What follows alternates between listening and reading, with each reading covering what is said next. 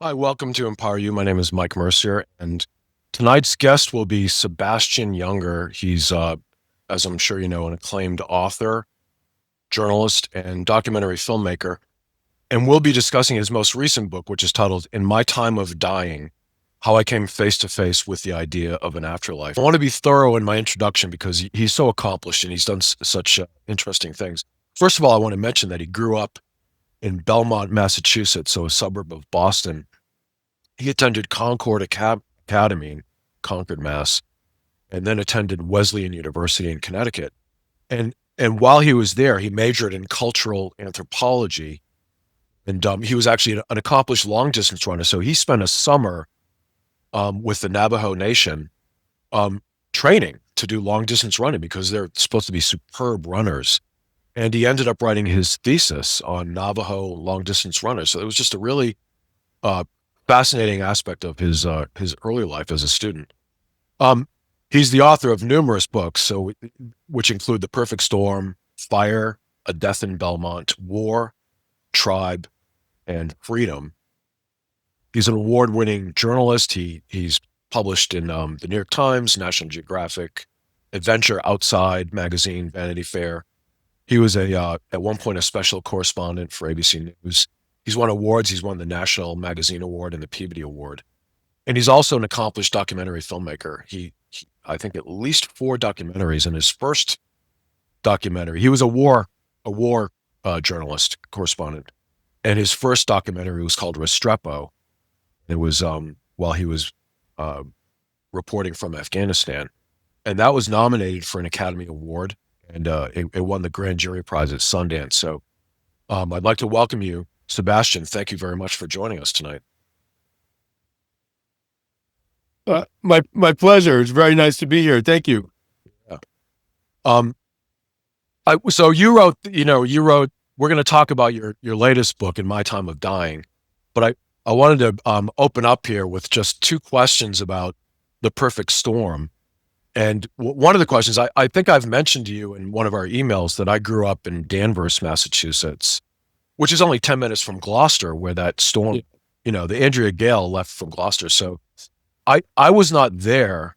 I was not living in the area during the storm, but I visited a month and a half later, and I was shocked at the devastation I saw. Like, I mean, enormous, driving along Bass Rocks, enormous boulders still tossed up on lawns. And so I was wondering if you could just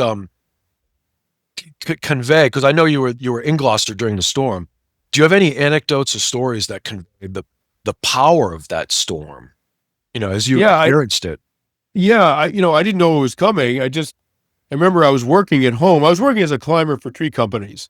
And when the weather was bad and I wasn't working outside, I was inside. I was trying to be a writer. I was trying to write things in, journalism. And I heard its funny sound in the phone lines, in the power lines, this weird whistling sound that I'd never heard before. I was like, wow, that's a strong wind. Like, what's going on? And I looked out, and the ocean had risen up and covered our. I was living with my girlfriend and covered the road in front of our house. And that was inward facing towards Gloucester Harbor, but the sea level had risen a lot, and the road was underwater. And so I was at home, partly because I hit my leg with the chainsaw a few weeks earlier, so I was recovering from this sort of pretty bad wound. It got repaired, but it took a while to recover from. So I was sort of limping around, right? So I limped outside with my girlfriend in this howling wind, and 100-mile-an-hour wind, and there was enormous seas coming in, and we sort of made our way to the back shore, facing the northeast, which is where the swells were coming, the waves were coming from. I'd never seen waves that size. I mean, they were just this army, this marching in ranks from the horizon. These enormous building-sized waves that would come in and just detonate against the coastline, and you actually had to be careful because they were sling the waves when they broke against the cliffs, against the rocks. They would sling cobbles up and pitch them inland, and you could get hit. You get hit in the head by a fist-sized rock, right? You actually had to be careful. And it just destroyed the houses. Of course, on that side with the view, it's all the fancy houses, it's all the rich people, and the houses were just getting like destroyed by these waves. Wow. I think listened to a number of interviews you had done to prepare for this, and I think you mentioned at some point like 35-foot waves. That was your estimate. Well, yeah, further out at sea, they were Oh, around 100 feet. But I think when they hit Gloucester, I mean the wave buoys registered waves in that range around 100 feet. But the wow, if I'm remembering correctly, but in Gloucester they were, oh, I don't know, yeah, 30, 35 foot waves, something like that. that's amazing. And the other thing is, we're in Cincinnati, and Power U is based in Cincinnati. And this question is for the audience. George Clooney is from Cincinnati, and his dad was actually a network local newscaster. And I was just wondering, if you ever had a chance to meet him. Like, did you go on the set and work Yeah. with the actors, Yeah. and did you ever meet him? Yeah, I did a few times. I was on the set, sort of out of curiosity. They don't Oh, really want the writer hanging around when they're shooting a movie, but they sort of give you your money and hope you'll go away. But yeah, it was an interesting process to watch, and I met him a few times. I sat next to him at a big dinner we all had, and a very, very smart, charming guy. I mean, I got to say, as a sort of like to sit next to him at a dinner was a real pleasure, and he was extremely humble and polite, and just everything you would really want in the person that you're talking to. Like he was, I really, really liked him. wow, wow.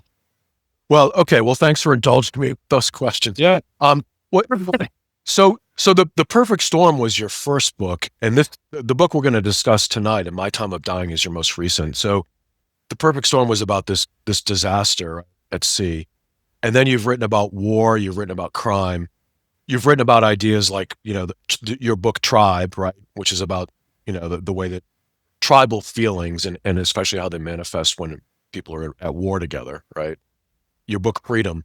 And I was just wondering and then you've got all your documentaries, right? So I was wondering from your perspective, right, mentally, how do you relate all these disparate topics? So, if there's a core theme for you personally that ties all these books together, how does this book fit into that theme? Well, this book, was the only book that I didn't set out to write. Right. I mean, my topics come to me by a mysterious process that I don't quite understand, but they're things that interest me or that I happen to have knowledge about, like this cold case from 1963, a murder in my hometown of Belmont, Mass, that my family was closely connected to. I reinvestigated it, but this final book, this most recent book, In My Time of Dying, it was based on a sort of freak medical accident that I had where I almost died. It was a few years ago. And not only was it kind of a miracle that I survived, but as I was dying, I saw, I'm an atheist and I'm a rationalist. But as I was dying, I didn't know I was dying. I knew something was wrong, but I had no idea I was dying. As I was dying, on the threshold, I had, 10 minutes left in the tank, basically. I was bleeding out. I had an abdominal hemorrhage and I was bleeding out into my own abdomen and had lost half my blood. And I was at the very, very end of my life. And my dead father appeared above me to welcome me and help me and sort of invite me to go with him. And I was very, very puzzled. He was above me. And I was puzzled because I didn't know I was dying. And what was he doing? What are you doing floating above me? And why would I want to go with you? You're dead. I mean, the party's over here. We have nothing to talk about, right? I mean, I was almost offended by his suggestion.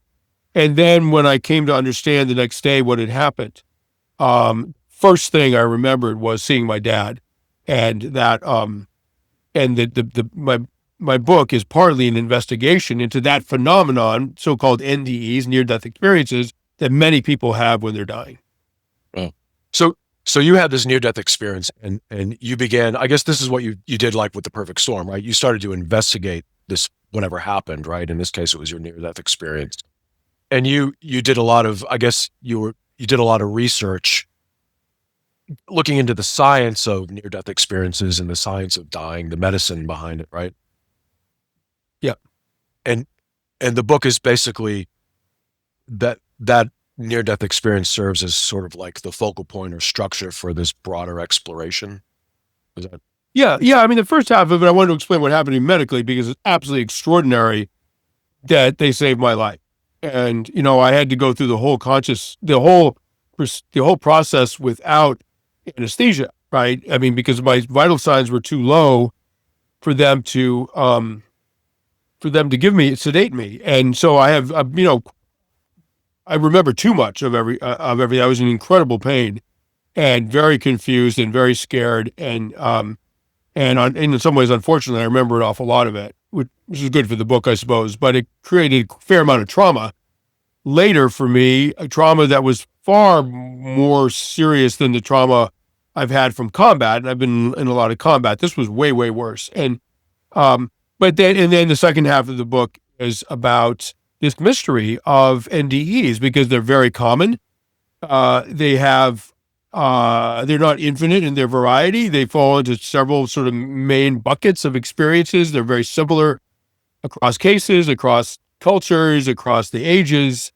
And so I was trying to figure out what is going on with these stories. Like, is it just these hallucinations of a dying brain, or does it reveal something more mysterious about the nature of consciousness, the nature of reality, the nature of life and death and the universe? What is going on? And it's a short book, but I do my best to sort of understand this. I will say, my dad was a physicist. I think I said I was doing my best to understand it in terms that my father would respect. well, well. I read your book and I watched a number of interviews you did about the book, so I know a lot about it. But I was wondering, for the audience, could you just sort of go through what happened that day and Yeah, of and, course. and give more detail on what exactly the issue was and how rare it was? I mean, as you explained it, this was a really, really rare condition you had that you didn't know about. Yeah, so I have something that it's very rare. It's called median arcuate ligament syndrome, and what it means is that the median arcuate ligament, which is sort of crosses the top of your abdomen right under your sternum, it's too tight. It's in the wrong place, and it has crushed my celiac artery, which is the garden hose that brings blood down to all of your lower organs, your digestive organs, right, and your liver and your kidney and everything else. It's a huge amount of blood goes through that thing, and it was completely cut off by this ligament, right? So what happens, as in, if there's a car accident on the freeway, cars get off and go on the smaller surface roads, right? Well, that's what your blood does. If the artery is occluded, if the major artery is occluded, the blood will be forced around to smaller arteries because there's a lot of redundancy in your arterial system. It'll be forced through the smaller arteries to get to where it needs to go. But those arteries are not designed to carry those kinds of blood pressures, right? That kind of volume. So they expand, they dilate, which they're capable of doing. But if there's a weak spot in one of them, instead of dilating, it might create a bubble, a pouch in the side of the artery. And then that's very dangerous because that pouch can actually get weak and rupture. And if it ruptures, you're bleeding out into your own abdomen, right? You're bleeding out as if you were stabbed in the artery, except if you were stabbed and made it to the hospital alive, the doctors would know, where to stick their finger to plug the leak, as it were, right? With internal bleeding, they have no idea where it is, right? And it's hard to get to, right? So they brought me in, and so I was at home with my family. I had a 6-month-old and a 3-year-old, and we were during COVID.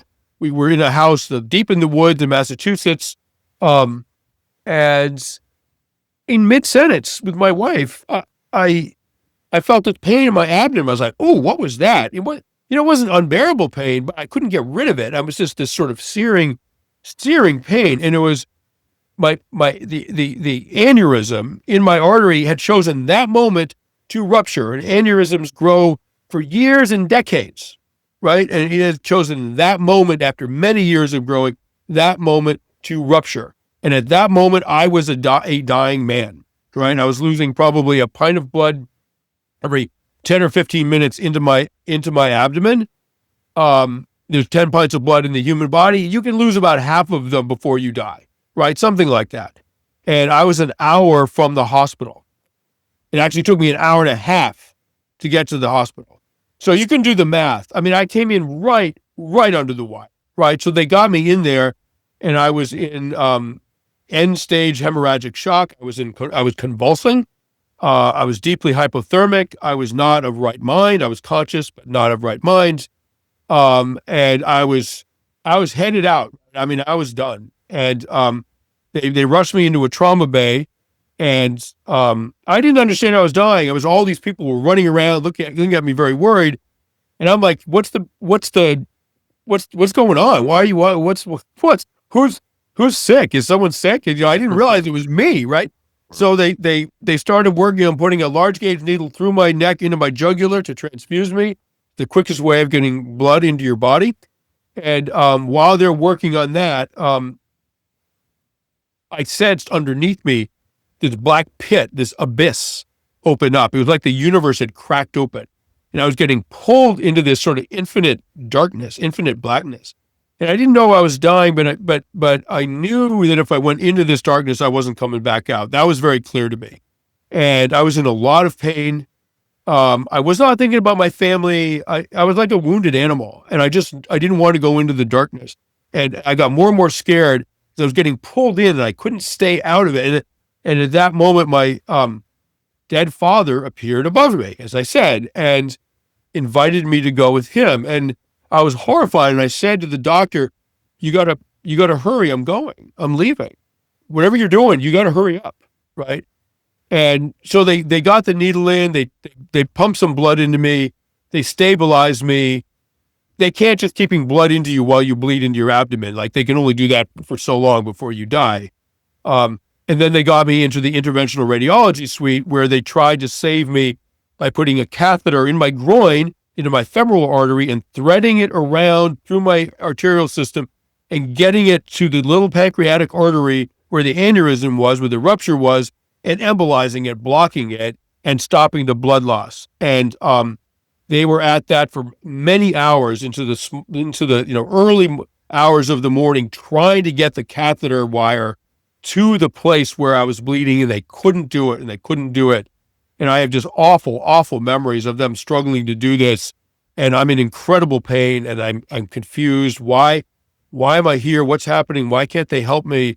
And then I watched them give up.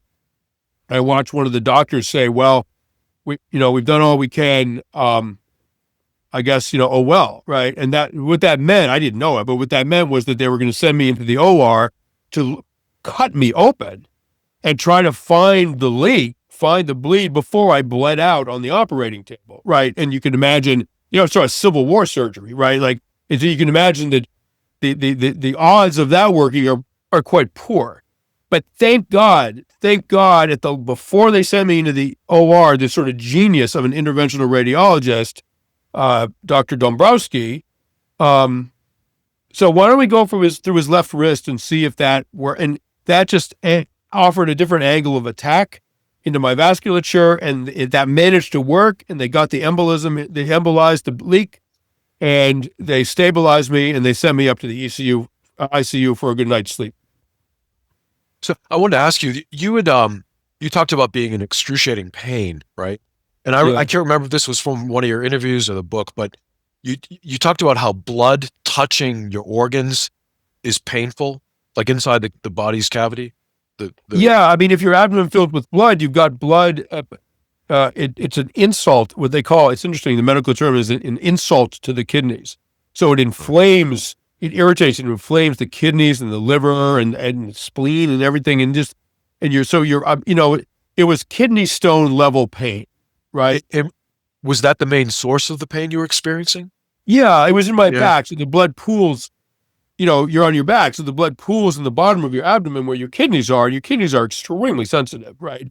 So they're under pressure from the blood. They're insulted by the presence of the blood, and they're inflamed, and they're just, my back was in agony, and I kept sort of begging them to do something. I remember the nurse was like, "How bad's your pain on a scale of 1 to 10?" And I'm a longtime stoic, right? I mean, I said, it's a 10, right? And I don't remember that, but I saw it in the lab report. I mean, in the medical report, because they keep a sort of detailed, like, account of everything.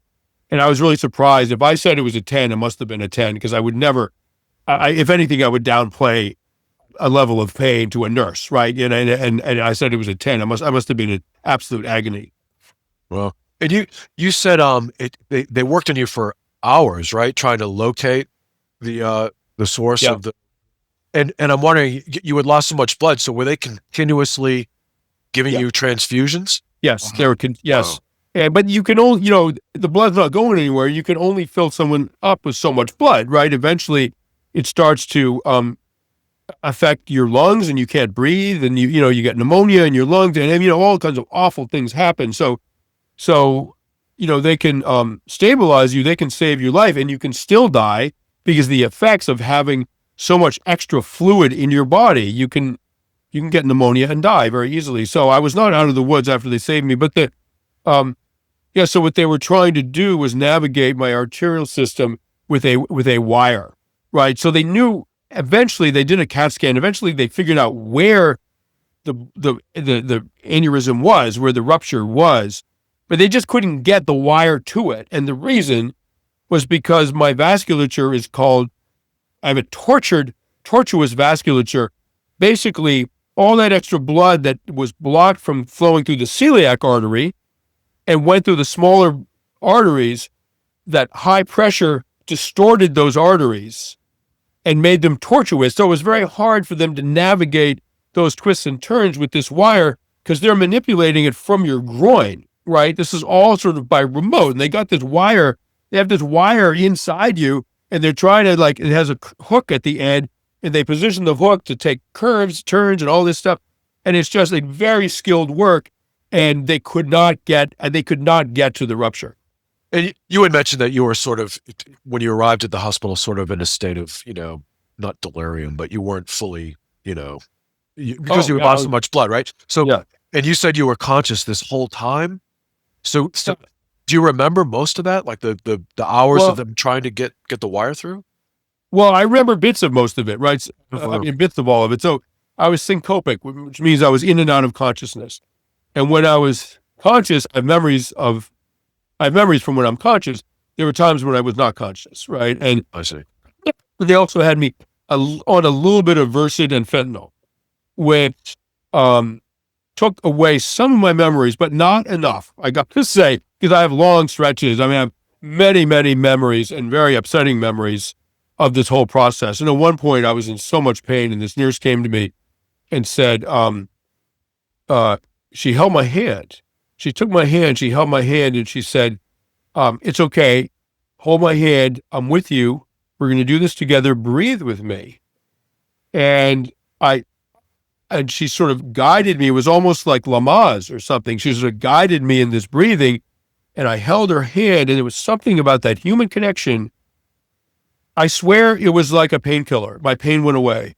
It was absolutely extraordinary, that the effect of my perceived level of pain from that human connection, right? And she, I'm going to this is hyperbole, but what I would like to say is that she was as important in the process of saving my life as the doctors were, right? Not quite true medically, but it felt that way. Like she was a lifeline. It's, even though you got 10 people standing around you under these bright lights, focusing on you for hours at a time, it's a very lonely place to be, where I was. And the doctors are not interacting with you, right? They're just not even there, right? You're not even there for them. They're just working on the problem.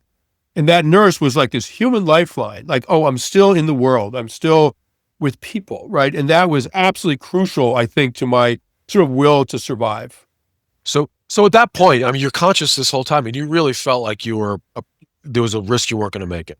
There was that fear that you weren't going to make it. I didn't know that, thank God. I had no idea. No. And then when the doctor said, well, we tried, the first moment where I realized, oh my God, they might not be able to fix this. Whatever's wrong with me, they might not be able to fix it. Like, it was the first moment where it occurred to me that I might die, but that was very, very late in the process. And so I went through the whole time just wondering, like, what are you guys doing? Like, why am I still here? Can't you just fix me and send me to bed? Like, What's going on? What's the problem? Why do you all look so worried? I had no idea. I had no understanding.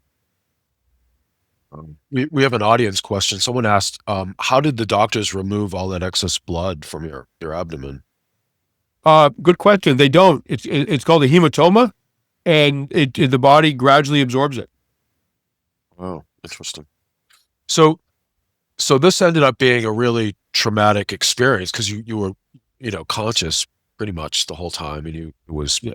terrifying at some point, right? When you realized how serious it was.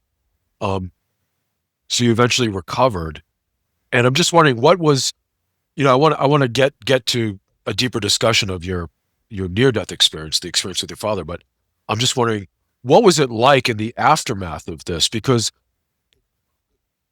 I get the impression that it really impacted you, and that's what ended up in part motivating you to really do all the research and write the book. Is that correct? Yeah. Well, I woke up in the ICU. I have a memory of them pulling their gear out of my body and sending me up. Success, right? I was made to understand we did it. You're good, Mr. Younger. I was able to say hi to my wife. Oh, excuse me. I was sent up to the ICU. I think they put me under with something, and and I woke up the next morning in the ICU, and the nurse very confused, as you can imagine, and the nurse, the ICU nurse, said to me, "Congratulations, um, we almost lost you last night. In fact, it's kind of a miracle. No one thought you'd make it. Right? You're here. Congratulations." I was absolutely shocked. I was like, "What? I almost died? Are you kidding?" I had no idea. I just came in for belly pain. Like what? I almost died last night. And and then immediately I remembered the pit and remembered my father. I'm like, oh my God, I saw my father. He was there. That's why he was there. And the whole thing came back to me. Uh, And then my wife came in, and this is during COVID, and the poor thing, she knew that there was a good chance that I was going to die because they suspended the COVID regulation. People were not allowed to come in to visit people in the hospitals during COVID. And they actually made an exception for her so that she could come in, and she knew that they would only do that because they didn't think I was going to make it. So she had that awful knowledge. Thank God I didn't, but she had that awful knowledge. And anyway, the next morning, the ICU, she came in, and there were a lot of tears, and it was, and one of the first things I said to her, and I confirmed this later with her. One of the first things I said to her was, I almost died last night, and my father came. I saw my father. And, I doubt my mind. I was not of right mind. And so as a journalist, I'm very skeptical. How much can I trust the memories of someone who lost half their blood, right? But the fact that that was the first thing I said to my wife, it gave me confidence that was actually a memory that I had. Now, what does that memory mean? Was it a hallucination, or does it reveal something deeper, as I said, about the nature of existence?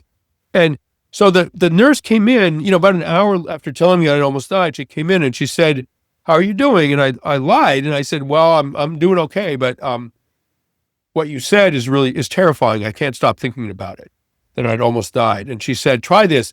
Instead of thinking about it like something scary, try thinking about it like something sacred." And then she left the room. And I thought, okay, I've been going to front lines my whole life. I went to the ultimate front line, which was my own mortality.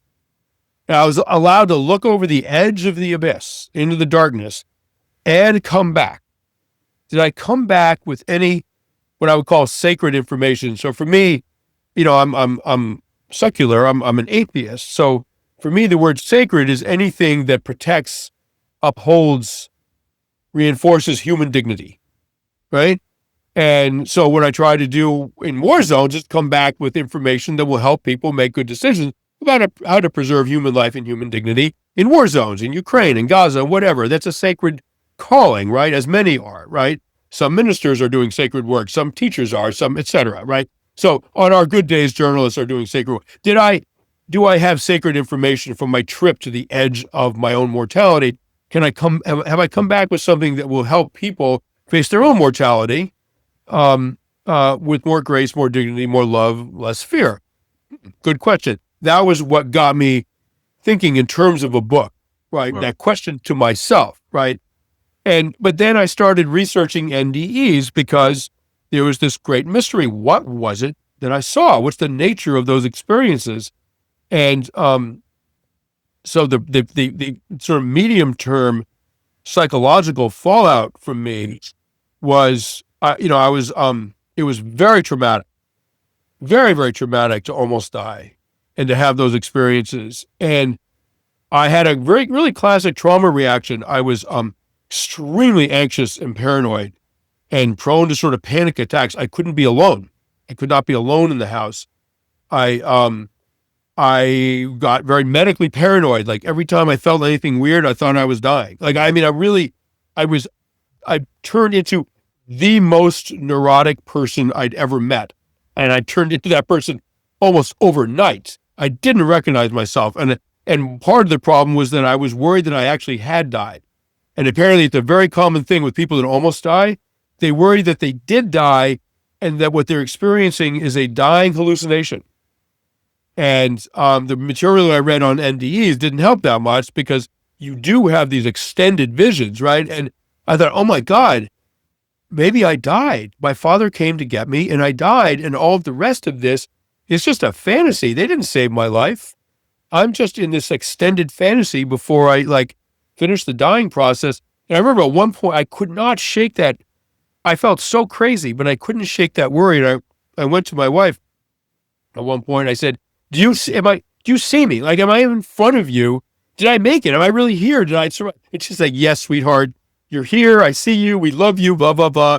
And I'm like, I didn't say this, but in my mind, I'm like, that's exactly what a hallucination would tell you, right? Like, I'm not buying this. Sorry. Right. And it took a long time to get out of that state of panic.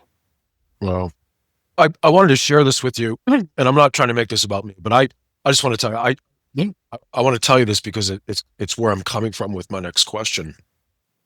I had an experience where I passed out driving, and my son was 3 months old.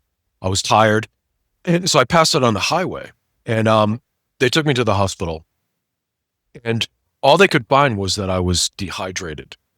But here's my point. I woke up in the middle of the highway and there was someone at the window, like all the cars had stopped behind me. And I felt like I was in a cloud, yet it also felt like I was standing in front of a gray screen. And I felt like, I didn't feel like my father was there, but I had the same feeling I used to have when I used to have coffee on Sunday mornings with my father. It was this good, warm feeling of human connection.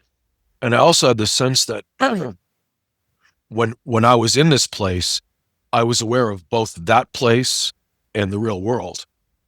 And I realized when I'm here, I'm not aware of that place, right? What? And so I'm telling you this because I told a friend of mine about what happened. And he said, and this was a while ago, but he said, that sounds just like a near-death experience. He said, I just read a book about near-death experiences. And the reason I'm telling you this is because when I tried to describe to people, right, what happened, there's no perfect metaphor or way to describe it.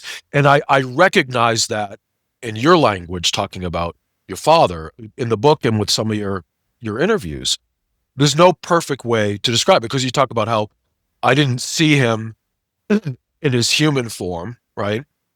You say he was a massive energy, yet he had a geolocation in your mind, right? So I just recognized this similarity, and I've studied other near-death experiences. And not everyone speaks in these, in a way that, these dualities, like it was this, but it wasn't this. It was kind of like this, but not exactly. It's hard to convey in words. I was just wondering if you could react to that. Since you did do a lot of research on near-death experiences, right? Is that a common characteristic, did you find? Yeah. Yeah. I mean, one of the themes in many of them is that there's this idea that there is a duality. There is reality, which we think is all encompassing.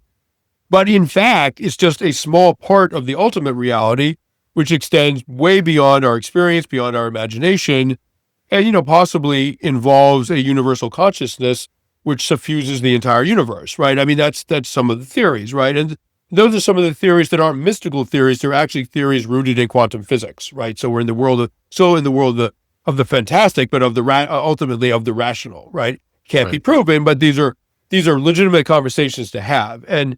And so, yeah, we just assume that this experience around us, this 360 sense around, wrap around experience that is life, is the ultimate and the only reality. But we actually don't know that, right? I mean, we may just be in the cinema, and there's a whole thing going on outside the doors of the cinema, a whole city, a whole world, and we don't know, right? So the theory is that in certain sort of like peak moments, such as dying, or moments like you had, that you are in sort of both worlds for a moment, for some short amount of time, and aware of both. And again, it could be the brain struggling to integrate information that doesn't make sense, producing a kind of hallucination, right? Or it could be that we are actually perceiving something that science does not yet understand, which is that this reality is not the only reality, not the only dimension that consciousness can exist in. Right, right. We have two more questions I want to ask you. So someone asks, clarification, I am an atheist or I was an atheist? Oh, I'm very much still an atheist. Right, okay. Um, same person asks, how might this all have changed you, your life perspective, your disposition, your sense of purpose, anything else? Yeah. Yeah, I mean, I'll say just briefly, I'm an atheist because I didn't see God. I saw my father, right? His appearance made me question whether we understand the nature of reality.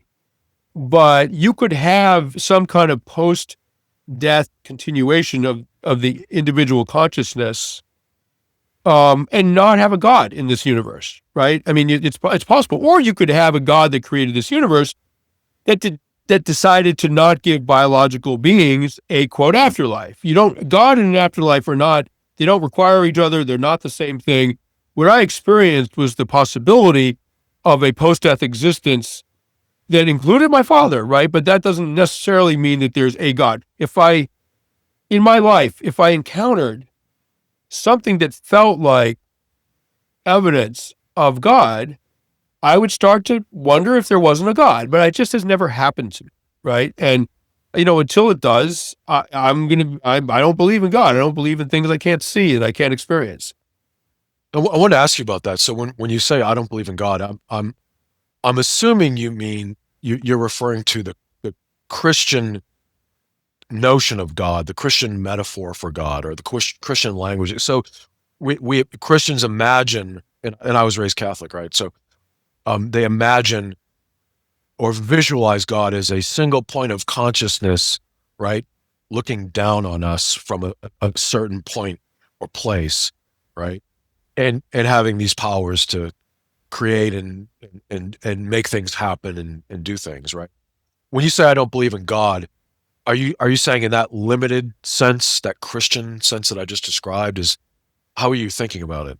Well, Christians wouldn't say that their vision of God is limited. They would say it's all-encompassing and defines all of existence. But I mean, any God. I mean, I don't believe in Allah or Buddha either, right? I mean, all of these gods are only a few thousand years old, right? Humans we're social primates. We diverged from chimpanzees 6 million years ago.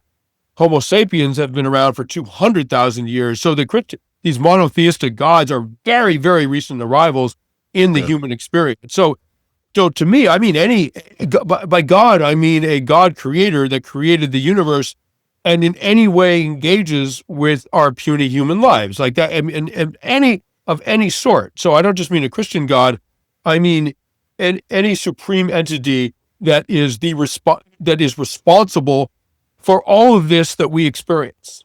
Yeah, yeah. How you talked in the book and in your interviews about the fact that your father was a physicist, and I've heard you seem to understand a lot about physics, and I was wondering how does that inform your perspective on God and what you experienced? How do you interpret? Well, he was a scientist, right? So, I mean, what the conclusion I came to is that in the human world, There are stories and there are explanations, right? And you're dealing with an explanation when it's a proposition that can be tested. So the proposition is that there's a force called gravity that makes things fall towards the center of the earth, right? You can test that by picking up a rock and letting go, and indeed it'll fall every time. And so that's not a story, it's an explanation for a phenomenon that we can observe, right? Stories cannot be tested. Their purpose is to make us feel good, to make life livable, to make life bearable, maybe even to make life ecstatic. They can't be tested, right? And they shouldn't be tested because you'll embarrass them. They'll lose their utility as stories. And so an afterlife, God, those are stories that comfort us in a situation which otherwise risks feeling kind of bleak. And so my father's a physicist, and he believed in things that he could measure and test, which seems like a pretty good way of deciding what's real and what isn't. If there was any way to test the God hypothesis, I'd be very interested in what the people in the lab coats came up with, right? But there's just even religious people do not propose a test for God, right? They're not proposing one.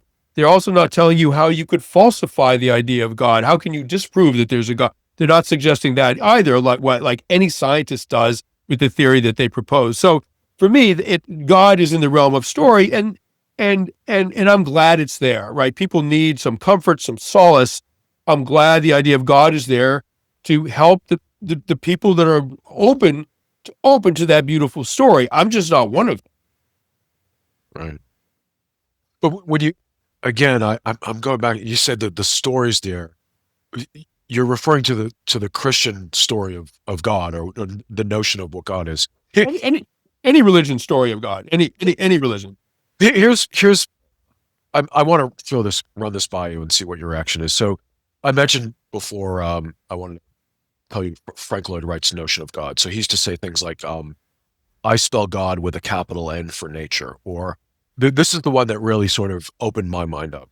We exist within the body of God, right? And I think what he was basically saying there is that the physical universe that we can observe, right, he was viewing that as God, and we are to that physical universe as, say, an individual cell is to our own bodies, right? We're of the flesh of that universe. So in a way, it's a different metaphor for God, and it kind of reframes it, right?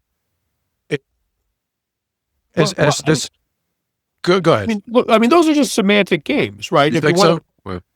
Well, yeah. I mean, if you want to call the universe God and say, therefore, God exists, I mean, go for it, right? But it doesn't mean you've said anything new about the physical nature of the universe.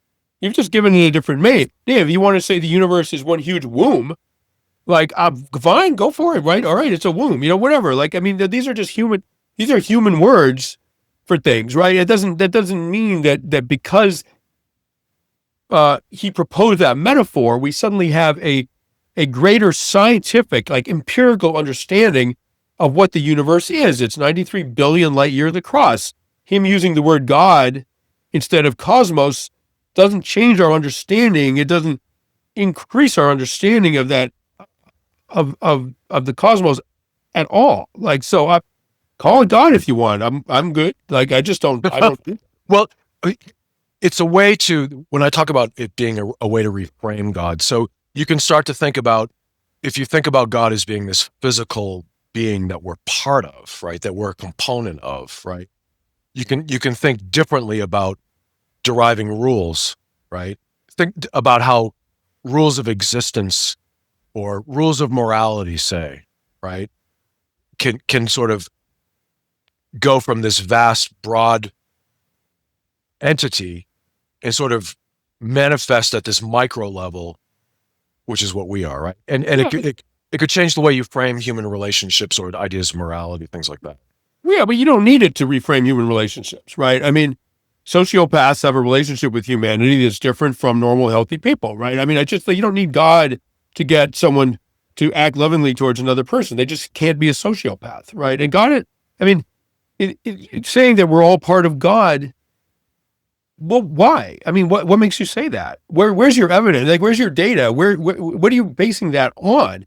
We're definitely all part of the universe in the sense that we're made up largely of carbon.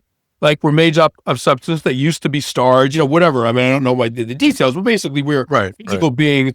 They're made up of atoms and molecules, et cetera. And when we die, when we rot, or when we're incinerated, we will return to the matter of our bodies will return to the universe and be made available for other purposes. Right. But great, no problem. But then they say, but we're part of God. It's a tautology. We're part of God because the universe is God, and we're part of the universe, so we're part of God. Like, it's a logical circle. It doesn't get you anywhere. And morality obviously way predates the idea of a monotheistic God. Like, we've been around for 200,000 years, right? I mean, even chimpanzees have a form of morality within chimpanzee society, and no concept of a Christian God, obviously. So you do not at all need God to behave in a moral way. I mean, the sort of Darwinian answer to why there's morality is that humans are social primates. We survive. We are defenseless. We have no claws. We have no teeth. We don't run very fast. We can't climb trees very well. We survive in the natural world because we cooperate very, very closely in small groups. And in small groups, we can kill woolly mammoth, and we can defend ourselves against lions, and we can blah, blah, blah, right? But you need a certain amount of trust and good action, like good behavior within the group to keep the group coherent. And so morality, one of the things morality does is keep people together. So you're not transgressing all the time and splitting the group. And that morality, it's adaptive to how people get along in small groups because their survival chances go up, right? So you don't need God for that sort of Darwinian algorithm to have its effect on people's behavior very, very quickly. All right. I do want to ask a follow-up question, but we do have two audience questions, and I don't want to dominate. I know people want a chance to ask you. So someone asks, even if I don't agree with you, you just rendered a phenomenal explanation. So thank you, ma'am or sir. I appreciate your honesty. I appreciate it. Let me just quickly answer something from before. It did change my life. It didn't make me believe in God, but it gave me this sort of amazing gift of that. Finally, I realized, like, oh, all we get, if the sort of Buddhist thing, right? All we get is now, right? And so, and because I found out that none of us can even count on being alive for dinner, right? I mean, none of us know, right? So that's true. You don't have the past. The past is past. You don't know if you'll have a future. All you know for sure is that you have right now, right? And, the people that went to the World Trade Center on 9/11 didn't know that was their last morning. None of us know this isn't 9/11 for us, right? None of us. And so what it gave to me was the gift that religion often gives to people, which is to understand that you are so blessed to exist right now with your children or with your whatever. And that you cannot lose sight of that blessing. And I mean blessing in a secular sense. You can use it in a religious sense as well if you want. It works either way. So it did change me like that, and in a beautiful, beautiful way. Wow. Okay, we have two more questions. Did any of your research uncover others who feel that they encountered God, I guess, in their near-death experiences? Yeah, there was occasionally someone says that they saw an entity that seemed like God, as sort of like a light, that they sort of basked in this light that made them feel good. And whatever. Again, the word God is a stand-in for experiences that we don't quite have words for. In these cases, sometimes people say they met Jesus. Religious people are not more prone to seeing Jesus than non-religious people, right? I mean, but the most common thing is that the dead show up to help the dying, like my father did. That's the most common phenomenon, and it's the one thing. And I get, as a rationalist, I get the idea that the dying brain produces hallucinations. The distressed brain will see things. You deprive someone of oxygen, low blood level, blah, blah, blah. I get it. Like, you can have visions. Of course, give a room full of people LSD and they're all going to hallucinate. I get it. You can do things with the brain that get people to see things, but they don't all, a room full of people on LSD do not all see the same thing. They don't all see fire trucks. or flamingos or whatever, right? Dying people see the dead. And there is no, in my mind, no rational scientific explanation for the consistency of those visions, right? I as a skeptic, I don't buy the sort of God argument, but I don't quite buy the rationalist argument that it's all sort of neurochemicals, because the neurochemicals do not explain the content of the visions. And that's where I started to go into quantum physics. Okay, so you're saying in a way, your experience with your father sort of suggests that there are energetic phenomena going on, but those phenomena aren't equated with God. Is that correct? Yeah, I mean, I've see no reason to drag God into the conversation. Right? Okay, gotcha. Yeah. Gotcha. I mean, partly because I don't even know what God is, what people mean by right. God. Like, I mean, it's just a big, huge question mark. So Right. it doesn't help it doesn't help you solve for X in any way. Okay. All right. Okay. So another question. Do you believe that your father lives in a reality beyond this one? And do you think you will be included in other reality when you die in ours? Well, he's definitely not living in a reality. He's quite dead. But so does he exist in a reality? Sorry to be picky, but does he exist in a reality? I don't know, right? I mean, and what I went into in my book is the sort of subatomic quantum level of reality, which is extremely mysterious. And if there is a quote afterlife, and it's a word that I hate because death is death, and there isn't a life after death, just semantically, there's some problems with the word afterlife. But if there is some kind of post-death continuation of the individual, it would have to be, because the body is completely, utterly destroyed, it would have to be at the subatomic quantum level. And at that level, quantum physicists don't even understand how things work in that realm, right? There are great mysteries in that realm. And if those great mysteries included a post-death continuation of the individual, I'm like, okay, I can see that might be possible. So to answer the person's question, yeah, but you have to understand how weird and limited and strange a post-death existence at the quantum level would be. You're not floating in a celestial hammock chatting with your dead loved ones, right? That's Right. not what we're talking Right. Right. So would you characterize your experience, being visited by your father, communicating with him, as a mystical experience? I don't know what the word mystical means. I mean, to me, it just means something science can't explain. So in that sense, yes, it's mystical. Science can't explain it yet, and probably will never be able to explain it. When people say the word mystical, they're being coy about God. They're saying, I don't want to go all the way and say there's a God, but I just want to, dip my toe in those waters and suggest that there's something comforting and lovely and mysterious we don't understand. And, I'm going to sort of enjoy that feeling without having to prove that there's a reality to it, right? And so, Right. what I would say is that to me, my experience seeing my dead father made me realize that we may not understand, that scientists, humans, may not yet understand the true nature of reality, time, consciousness, life, death, and the universe yet, and may never. Right. I want to share another personal experience with you, and I'll be brief with it, but I want to get your reaction. Sure. Because it's sort of so for me, I was raised a Catholic, which means I went to church twice a year, right? Easter Right. and I think Christmas, right? Went to a Catholic high school. There wasn't a focus on religion, right? It was more like self-help when we had a religion class, right? Um, when I was 26, I was really overweight. I changed my diet one weekend, just started eating really healthy, stopped eating processed foods. I lost 45 pounds in 3 months. Wow. But this is what came. It was transformational, right? But what came with it, there was a time lag of a few months. But I entered what I describe as a mystical state, and I had never heard the word mystical. I didn't hear the word mystical for another 4 or 5 years. But I entered this state that 3, 4, 5 years later, when I started reading some things, I'm like, oh, that's what I'm experiencing, right?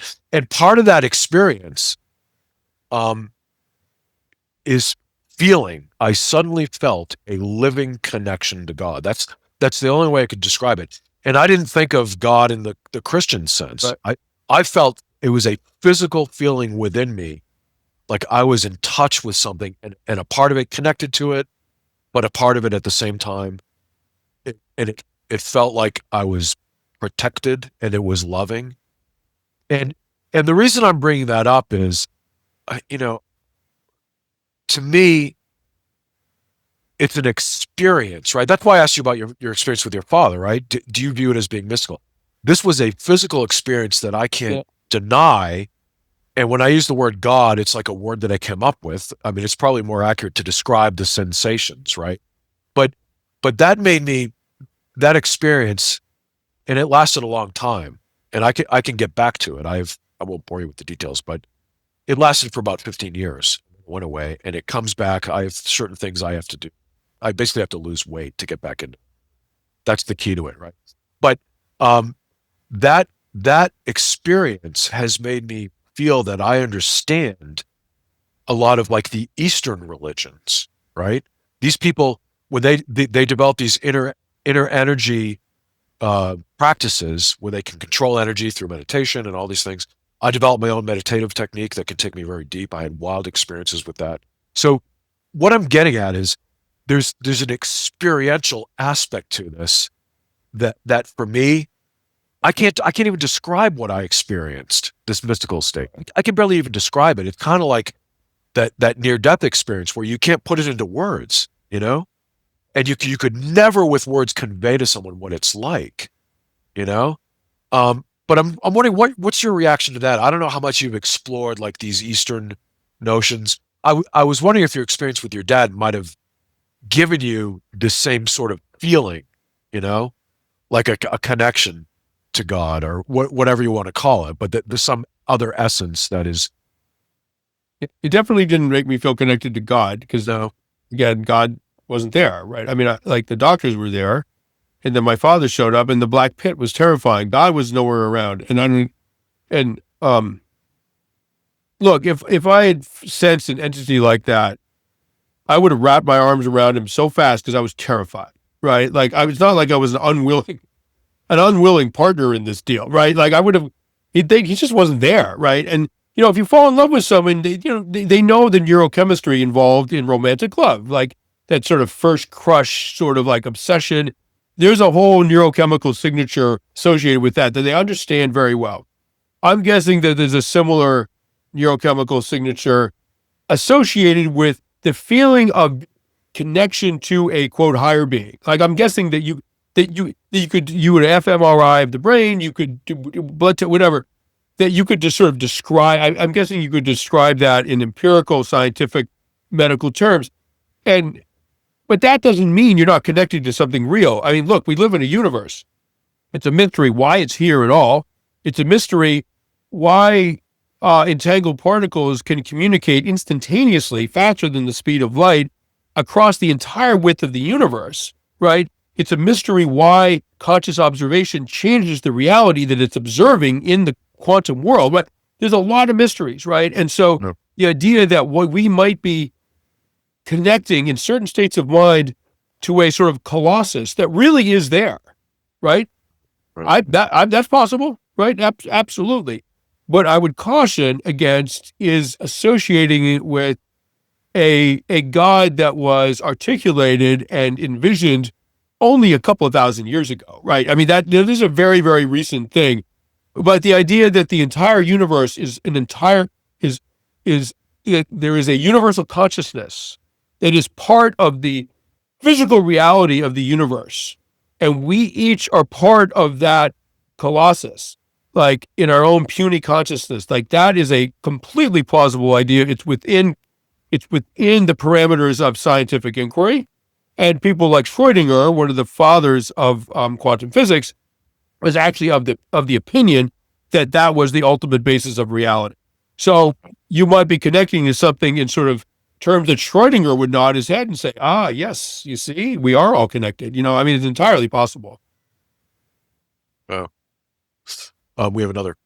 This might be just a comment. The most impactful experience of your life cannot be explained.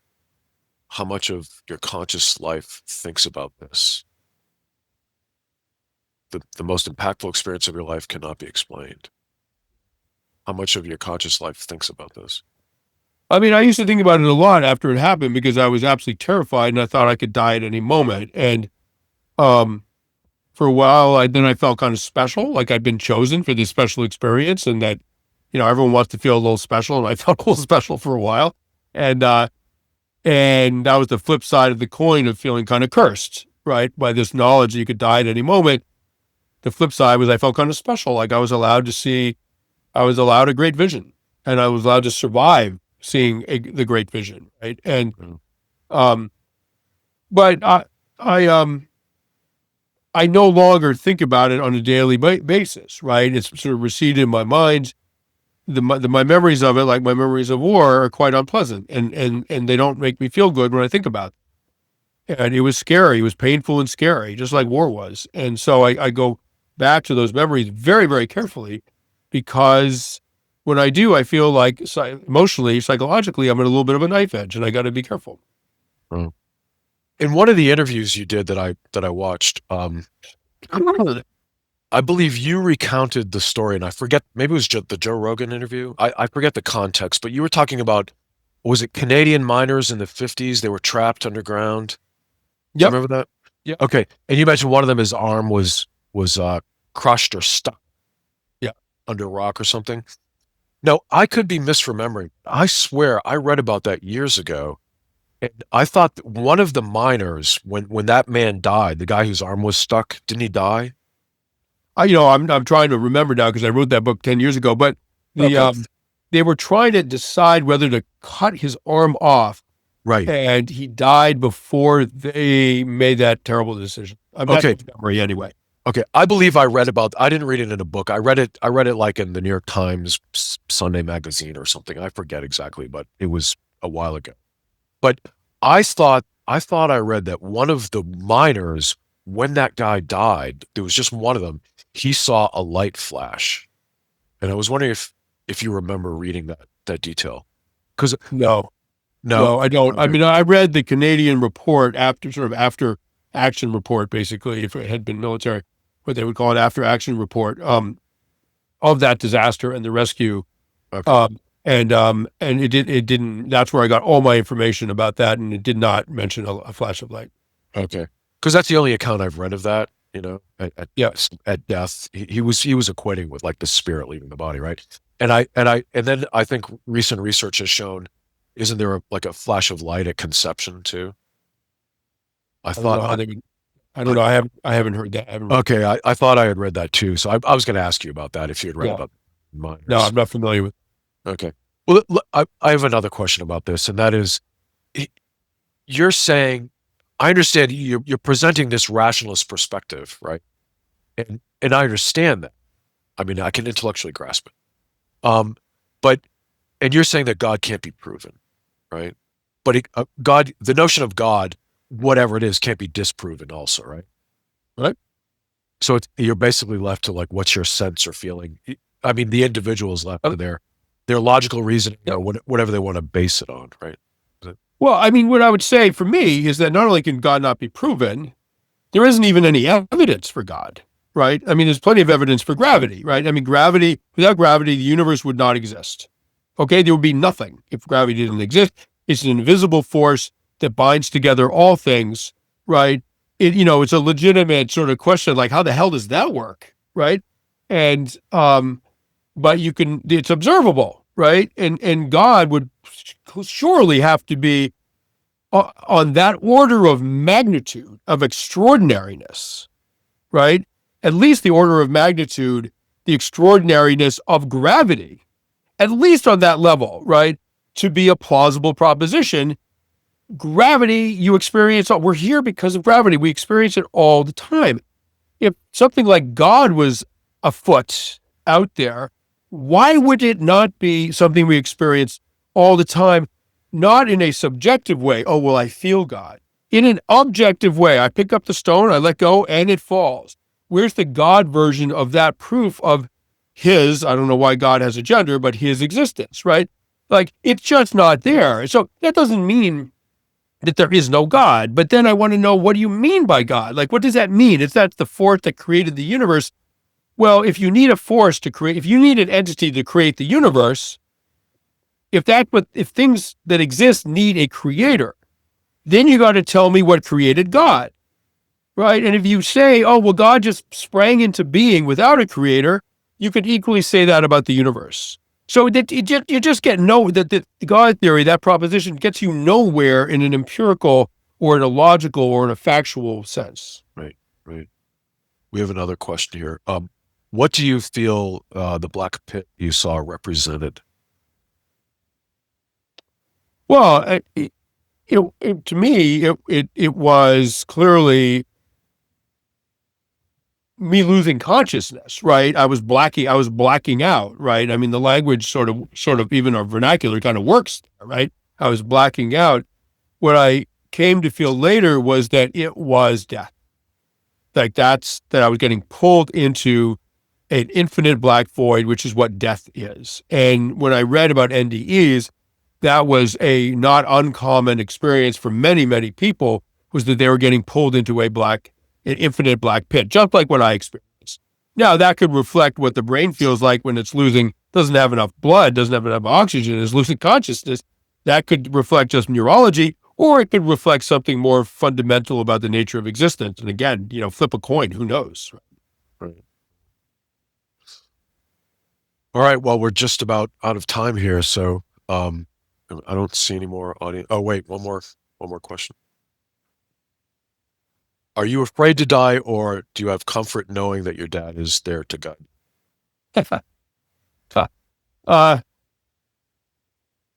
Listen, I mean, if I was told I had cancer and I was going to die in a year, I'd be completely terrified, right?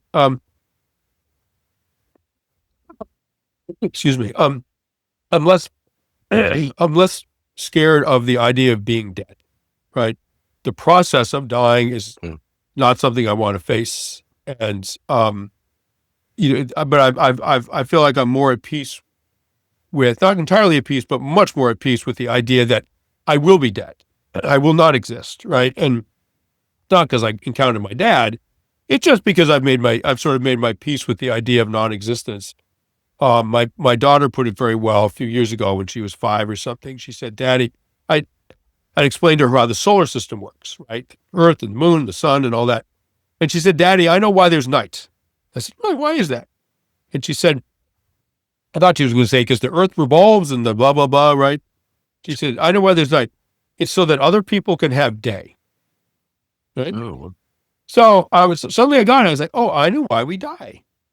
So that other people can live. We cannot all remain alive forever. It's grotesque. It wouldn't work, right? It would be horrifying. Hollywood makes movies about things like, right? Like, we cannot all remain alive. We have to die. It's the last act, and a very noble act of generosity, that each generation gives to the next generation. Here is the earth that we received from previous generation. We now give it to you. I will move on so that you can have a full, beautiful life like I did. It's a gift. Something's not being taken away from you. You are giving something to your children, to your children's generation. And when you look at it like that, so other people can have day, all of a sudden, when I saw it that way, I'm like, all right, I'm good with it. That's beautiful, and I can do. Yeah, that is. All right. Well, thank you so much. We really enjoyed it. Some of the audience comments here, great and thoughtful discussion. Thank you very much. So, oh, good. Thank you. We really appreciate it. I enjoyed it. Thank you very much. All right. Likewise. Take care.